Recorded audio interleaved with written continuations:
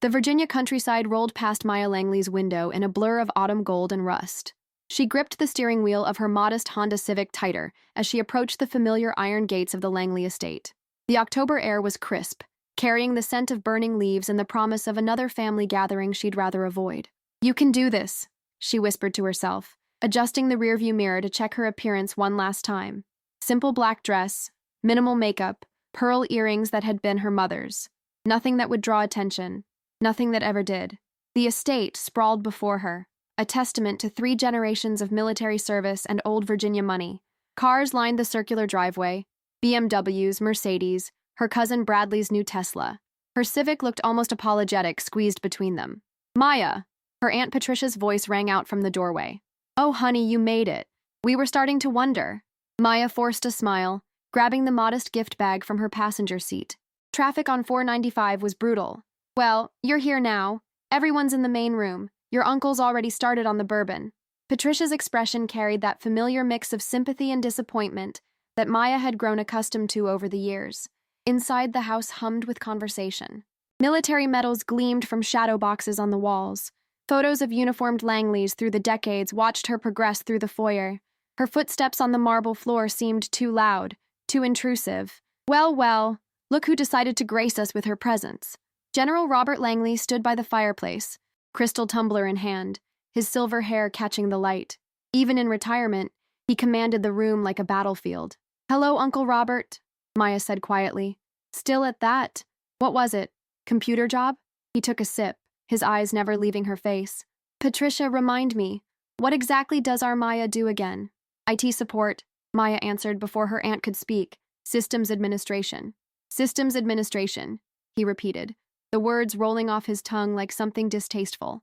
"While your cousins are making real differences in the world, Bradley just got promoted to major, youngest in his unit." He raised his glass toward his son across the room. Following in the family tradition, Maya nodded, her fingers tightening around the gift bag handle. "That's wonderful for Bradley."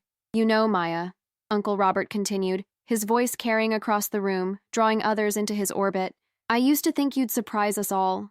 Your mother, God rest her soul, she had fire. But you?" He shook his head. "Some people just aren't cut out for greatness." The room seemed to contract around her. Conversations quieted. Eyes turned their way, some sympathetic, others merely curious about this familiar family drama. "I understand, Uncle Robert," Maya said, her voice steady despite the burning in her chest. "Do you? Because from where I'm standing, you're 32 years old, no husband, no accomplishments worth mentioning, just existing. A nobody in a family of somebodies." "Robert?" Patricia hissed, but he waved her off. "The girl needs to hear it. Maybe it'll light a fire under her. Lord knows nothing else has." Maya stood there, absorbing the words like she'd absorbed countless others over the years. Her phone vibrated in her purse. 3 short bursts, a pattern that would mean nothing to anyone else in this room. "Excuse me," she said quietly. "I need to use the restroom." She walked steadily out of the room, feeling the weight of pitying glances on her back. In the powder room, she locked the door and pulled out her phone. The screen showed only a series of numbers, but her trained eye read them instantly. "Firewall breach detected. Level 7. Immediate response required." She closed her eyes, took a deep breath, and typed a response that would activate protocols across 3 continents. In 90 seconds, she'd prevented what could have been a catastrophic infrastructure attack on the eastern seaboard. She flushed the toilet for appearance's sake, washed her hands, and returned to the party. "Everything all right, dear?" Patricia asked. "Perfect," Maya replied, accepting a glass of wine from a passing server. Uncle Robert had moved on to regaling a group with war stories. Maya found a quiet corner and settled in for what promised to be a long evening. She'd been the family disappointment for so long. The role fit like a well-worn coat. If only they knew, she thought, taking a sip of wine. But that was the point, wasn't it? They never could know. The best shadows were the ones nobody noticed. Chapter 2. The Burden of Secrets. 6 months later, spring had transformed the Virginia landscape. Maya sat in a nondescript office building in McLean, her fingers flying across 3 keyboards simultaneously. The room was windowless, temperature-controlled, and officially didn't exist. "Ghost protocols holding," she announced to the figure standing behind her. "But they're getting creative. This isn't amateur hour anymore." Director Sarah Chen watched the screens with sharp eyes. "How long before they try again? Based on their patterns?" 12 hours. Maybe less. Maya pulled up another window, code scrolling past at inhuman speeds. They're learning from each attempt. Then we learn faster. Chen placed a hand on Maya's shoulder. You've been here for 36 hours straight. When's the last time you ate something that wasn't from a vending machine? Tuesday? Maya didn't look away from the screens. Maybe Monday. Go home. Matthews can cover for a few hours. Sarah? That's an order, Langley. You're no good to us if you collapse at your station. Maya saved her work across multiple encrypted drives and finally pushed back from the desk. Her body protested the movement. Too many hours in one position. The drive home was a blur. Her Arlington apartment was small but secure, chosen for its proximity to multiple exit routes and lack of nosy neighbors. She collapsed on her couch, too tired to make it to the bedroom. Her phone rang. Personal line. Hey, Patricia, she answered, recognizing the number. Maya, perfect timing. I wanted to talk to you about Jessica's engagement party next month. It's going to be at the estate, of course. Black tie. Do you have something appropriate to wear? Maya stared at the ceiling. I'll figure something out. You know, Patricia's voice took on that careful tone Maya knew too well. Tom Bradshaw will be there. Robert's friend from the Pentagon, recently divorced, very successful. I thought maybe, Patricia, I appreciate the thought, but you're not getting any younger, honey. And with your limited career prospects, well, it wouldn't hurt to keep your options open. Limited career prospects. If only Patricia knew that Maya's limited career had prevented 3 international incidents in the last month alone. I'll think about it, Maya said, the lie coming easily. Good. Oh, and Maya, maybe try to present yourself a bit better this time? Robert was just saying the other day how you always look so tired. First impressions matter, especially at your age. After Patricia hung up, Maya lay there in the gathering darkness. Somewhere across the city, analysts were following leads she'd uncovered. Somewhere else, infrastructure remained intact because of code she'd written. But here, in this moment, she was just the family disappointment who couldn't hold down a real job or find a husband. Her secure phone buzzed. Another situation developing. She groaned, forced herself up, and headed for the shower. Sleep would have to wait. 3 weeks passed in a blur of threats neutralized and systems defended. Maya found herself back at Langley headquarters. The real one, not the family estate, in a briefing that included faces she usually only saw during national emergencies. The Medusa Protocol, the Secretary of Defense was saying. Agent Langley, you're saying they've actually achieved partial implementation? 67%, Maya confirmed, pulling up her analysis. If they reach full implementation, they'll have backdoor access to every major financial institution on the eastern seaboard. How long? At current progression? 2 weeks, maybe less if they accelerate. The room erupted in discussion. Plans were made, resources allocated. Maya provided technical specifications that would guide operations across multiple agencies. As the meeting concluded, the secretary pulled her aside. Outstanding work, Agent Langley. The president asked me to convey his personal gratitude. Just doing my job, sir. No, he said firmly. You're doing far more than that. The firewall project has prevented more catastrophes than most people will ever know. You should be proud. Pride. Maya turned the word over in her mind during the drive home. Was that what she felt? Or was it just exhaustion masquerading as accomplishment? Her phone rang again. Bradley this time. Cousin. His voice was bright, slightly slurred. Heard you're coming to Jess's party. Dad's invited half the Pentagon. Should be a real who's who. Wouldn't miss it, Maya said, navigating traffic. Listen, about Dad. Don't take it personally, okay? He's old school. Sees the world in terms of rank and achievement. Military achievement, specifically. I know, Bradley. It's fine. Is it, though? I mean, IT support? Really? You graduated summa cum laude from MIT. We all thought... He trailed off. You thought what? I don't know. Something more, I guess. But hey, as long as you're happy, right? Happy. Another word to examine later.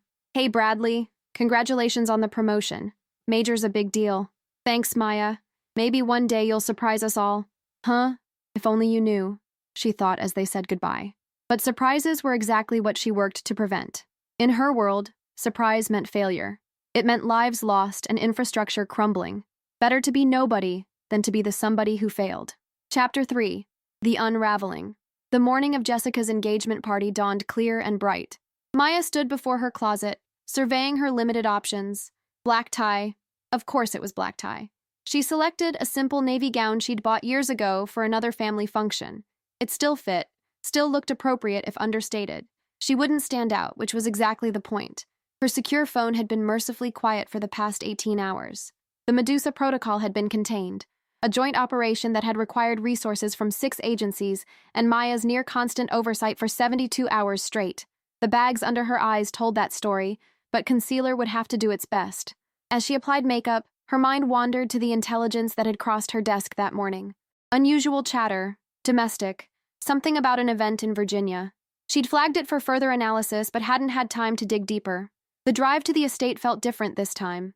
Maybe it was the lingering exhaustion, or maybe it was the weight of keeping secrets for so long. 8 years. 8 years of being the family disappointment while simultaneously being one of the nation's most critical assets. Cars already packed the driveway when she arrived. She recognized several government plates among them. Bradley hadn't been exaggerating about the guest list. "Maya!" Jessica rushed over, radiant and white. "You made it. Come on, everyone's in the garden. It's gorgeous out there." The garden was indeed stunning. Lanterns hung from the trees, casting warm light over tables laden with flowers. A string quartet played softly in the corner. And there, holding court near the bar, was Uncle Robert in his dress uniform, medals catching the light.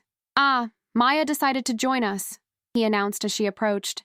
"Gentlemen, this is my niece, the one I was telling you about." The men around him, all military, all impressive, nodded politely. Maya recognized 2 of them from classified briefings. They didn't recognize her. Of course. Context was everything. "Still doing your little computer thing?" Robert asked, already knowing the answer. "Still protecting critical infrastructure from cyber threats," Maya replied quietly. It was the truth, even if he'd never understand the scope. Robert laughed. "She makes it sound so important. Probably updating Windows for some office building." The men chuckled obligingly. "Now Bradley here, he's doing real intelligence work. Tell them about the operation in—" "Dad," Bradley interrupted, looking uncomfortable. "That's classified."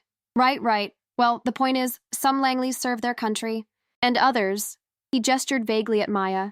"They serve coffee to those who do." Maya felt her phone vibrate.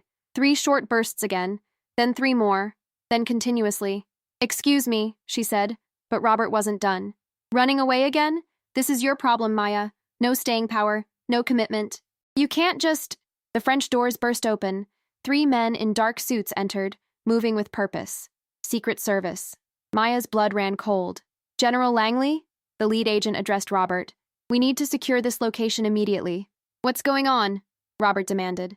The agent's eyes swept the crowd, stopped on Maya. His expression shifted almost imperceptibly. He touched his earpiece, listened, then moved directly toward her. "Ma'am, are you Maya Langley?" "Yes." He leaned in close, his voice barely a whisper that only she and those immediately nearby could hear. "Authentication code?" "Firewall 77 Alpha," she responded automatically. He straightened, touched his earpiece again. "Package confirmed. She's priority 1. Lock down the perimeter, now." The transformation was instant. Agents materialized from unmarked cars. The estate's security was superseded. Guests were corralled, phones confiscated. "What the hell is going on?" Robert's voice had lost its commanding tone. The lead agent ignored him, focusing on Maya. "Ma'am, we have credible intelligence of an imminent threat. The Medusa protocol wasn't fully contained. They're targeting you specifically." "How did they—" Maya's mind raced. The domestic chatter. This morning's intelligence.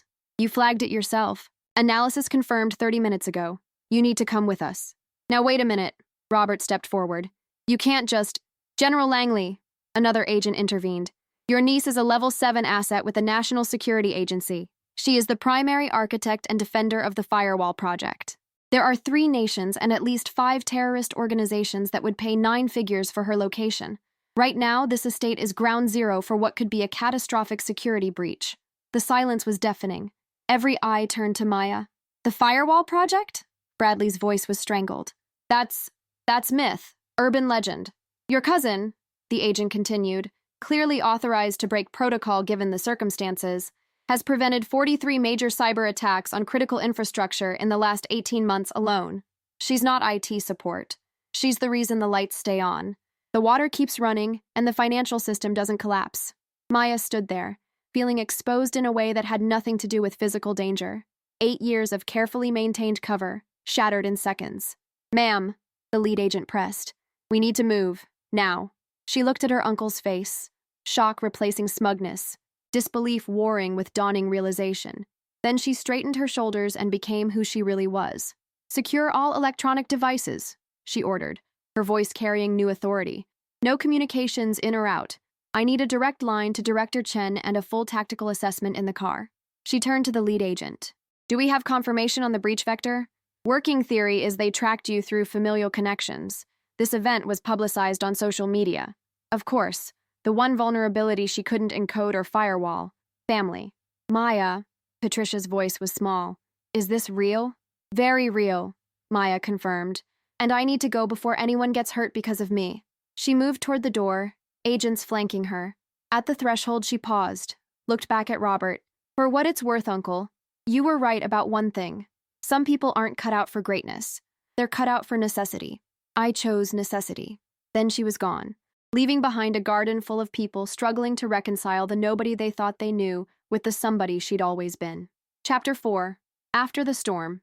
6 hours later, Maya sat in a secure facility, watching feeds from the estate. The threat had been neutralized. A 3-person cell intercepted 2 miles from the property. The Medusa Protocol's final gasp aimed at the one person who'd stood between them and digital chaos. "Your family's safe," Director Chen informed her. "Shaken, but safe. We'll need to decide about your cover." "It's blown," Maya stated the obvious. "Even if we contained this, too many people saw. Too many questions. The secretary wants to bring you in from the cold. Public acknowledgement, Medal of Freedom, the works." Maya shook her head. "That defeats the purpose. The best firewall is the one attackers don't know exists. You can't go back to being nobody, Maya. That ship has sailed." She considered this. 8 years of Thanksgiving dinners where she was the disappointment.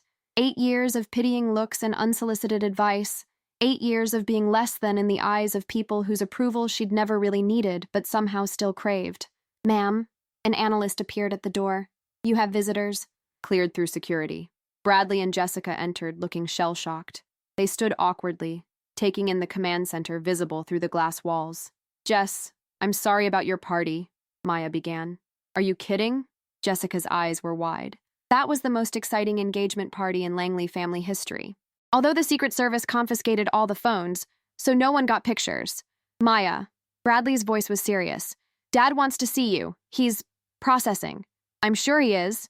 8 years, Bradley continued. 8 years of him treating you like, and you just took it. Why? Maya considered her words carefully. "Because being underestimated is an asset in my line of work, and because maybe part of me needed the reminder of what normal looked like, even if it hurt." "He's devastated," Jessica said softly.